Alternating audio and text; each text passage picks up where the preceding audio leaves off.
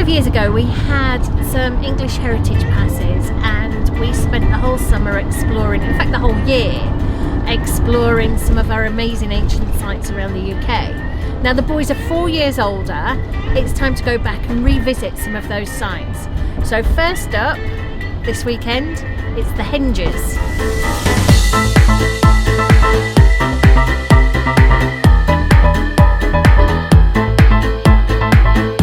So we're starting this part of the holiday in Avebury, which is a UNESCO World Heritage Site. The whole area has got so much Neolithic and prehistoric history that we've brought the boys, and the first place we're going to look at is Silbury Hill.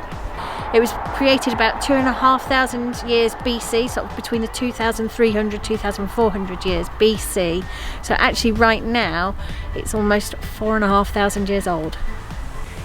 So George spent last term at school learning about the Romans. What have we learnt about the Romans in Silbury Hill? The Romans, they like to build very straight roads. So what they did here is they built like very, very straight road up there. You can see cars going on. They found a hill, which was man-made a few years before it. And then they built a fort, probably on top of it. So we're at Avebury and we brought the boys to see the stones. It's one of the largest circles, stone circles ever. I know when we think of Henges, we think of Stonehenge, don't we? And big, because the actual stones there are so colossal. Whereas here they're small, they're still quite a feat. I think trying to move that 4,000 years ago would have been a bit of a feat of engineering. But the sheep are enjoying it. And the sheep have got purple bottoms. Very pretty. It really helped some of this. Okay. Got really healthy living in the country, electromagnetic kind of.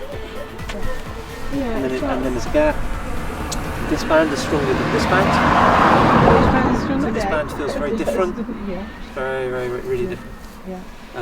This is quite vibrant. But it's like heart energy. That one is that heart energy? So you can feel it just like in people. You got it. Yeah. I felt like that one was the strongest. So you say. What did you say? Where did they go? Like, what, the logs? Big sticky outy things on the ground. Well, they're there. But they're concrete. They're stone. They'd rot if they were wood. In 1925, someone took an aeroplane up and took a picture of the area, and they could see like the depressions and the information on the ground. And instead, they worked out over the next few years that those would have been wooden posts, so not like Stonehenge. They've rotted away, and they've put in concrete posts so you can see where they were. And some of them were as big as 9 meters tall. Okay. So they think it was built about the same time as Stonehenge. So 9 meters, that's like... It's like 2 of the campervan at least, maybe 3 of the campervan. 3 of the campervan. And that's rain. Oh, it's raining again. Again. The rain's caught us again. So that's like an average size Wait, building. back to the van. Let's go.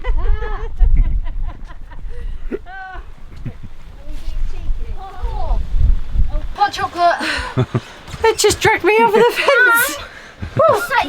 You promised me a hot chocolate. When we get to Stonehenge.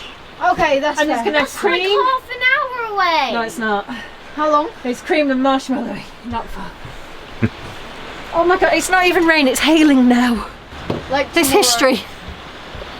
It's wet and exhausting. Hey, good looking. What you got cooking? Hello. I've got a Hello Fresh recipe. My phone thinks you're talking. That's the good looking thing. No, I'm doing a Hello Fresh chicken fried rice recipe. What I like about the Hello, I am a good cook and I do a lot of my own recipes. I never follow a recipe. But the thing about Hello Fresh is they send you exactly what you need for each recipe, so there's less waste.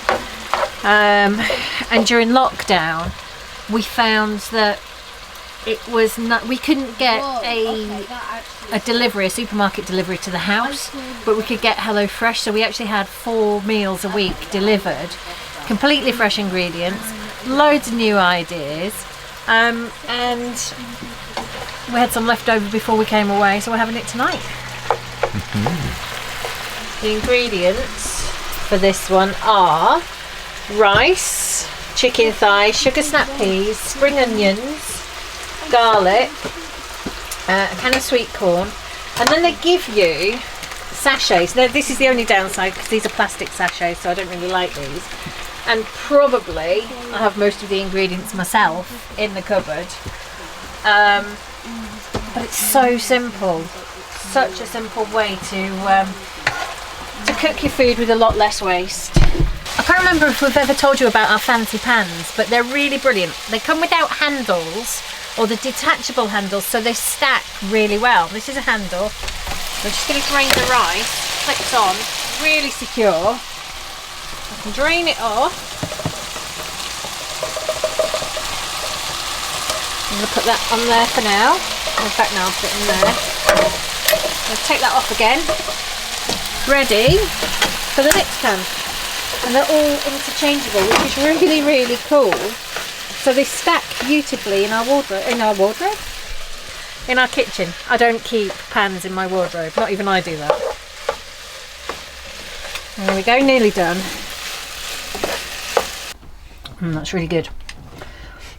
When I do these things, I like to think I'm Nigella. I think in reality, I'm probably a little more Floyd. Anyway, what we're going to do is I'm going to put a link in the comments below to the pans because they're fantastic, especially if you're in a van and just want that extra space and a lot of versatility with your pans. And I'm also going to put a link to HelloFresh because I think with our link, I'll have to double check this, but I think with our link, for your first box you get £20 off if you use our link. That's pretty cool, isn't it? Okay, I'm going to dish up, feed the boys. See you on the other side. Well, we pulled up this afternoon and we just kind of pulled in and kicked back, and Lindsay's just cooked up a great meal. And look, I'll show you where we are. So the van's here and Stonehenge is just over there. Let me zoom it in. There you go. Stonehenge is there. And we parked up just there. I think that was exactly the same place we parked 7 years ago when we came. I think so, yes. 7 years? Yeah. Yeah. You're a cute little sweetheart then. Either 4 or 5, maybe 6. So today we've hit all the henges, I think. We did Avebury, which is the biggest stone circle anywhere, with over 100 stones within the circles. And now we've got Stonehenge, which is the biggest in terms of actual sheer size of the stones. It's pretty cool. And the kids have learnt a lot today as well. I've made them read everything. Or I've read it to them. I've made them stand and listen while I read. You guys don't know this. 7 years ago, we made cream henge. So We'll put a photo up now. yeah. And cream henge was us recreating Stonehenge, like with custard creams. And Stonehenge was in the background, so we're going to do that again, but we don't have custard creams. So it's going to be like shortbread. We got shortbread. Henge, yeah. Okay. Got quite a bit of that.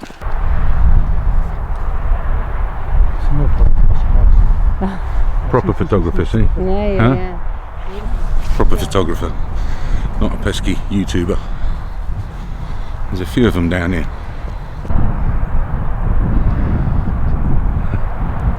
All right, look. All right, yeah, you. All right, a little bit vain. It's a nice shot though. Is it? Even with the crazy camping hair. Okay. So I'm just going to pause it there on the video editing, guys. I realised I haven't shown you exactly the best way to get to where we parked up at Stonehenge, and given you any coordinates or anything. So let's just run through that now. we came to Woodhenge, that you can see on the map, and we took the back road in. And I'm going to say, basically, the A303 is a very busy road. And although you can turn left down the lane from the 303, the safer option would be to come in from Woodhenge and come through the old RAF base along this road here like that. And when you get to the end here, there's a gate in front of you. You're going to take a left, quite a sharp left there. It's going to go down a lane. Now, it looks like it might be a dead end. Rest assured, it isn't a dead end. Quite a few potholes if you want to carry on down the road slowly, as there'll be people walking, possibly other cars coming as well, and it's not very clever for passing, so do take care down there. And eventually you'll come across some vans that look like they're permanently there, and then a crossroads. Be careful, that's where the main crowds will be crossing to go and see Stonehenge. So it'll be quite busy there, so do be careful. But then follow back up the hill, and we parked just here on the left-hand side where we got a fantastic view of Stonehenge. And this is the third time we've parked here now. So great stop off there. I think you're allowed 72 hours there with the bylaws, up to 72 hours free parking overlooking Stonehenge, and it really is a lovely place to be. When you're done, we would recommend turning around and going back out the same way, as the A303 is fairly busy. However, we did leave fairly early in the morning before the crowds, and we managed to get up to the T-junction and hang a left. But, you know, it's coming back on yourself a little bit, and it is a little bit busy, that road. So do take care if you come out on the A303. But if possible, you want to double back and come out and going back through the old RAF hangars and base, and come out via the Woodhenge. That would be the safest option for you. So there we go. Back to the video now. I just wanted to show you where you can park up for free at Stonehenge for up to 72 hours. Good morning from a really drizzly Stonehenge. We got an absolute cracking sunrise. George woke up because the clocks went back 2 nights ago. George woke up at, I don't know, early o'clock, and he decided to take Steve out and explore Stonehenge at sunrise. I think they've got some beautiful footage to share with you.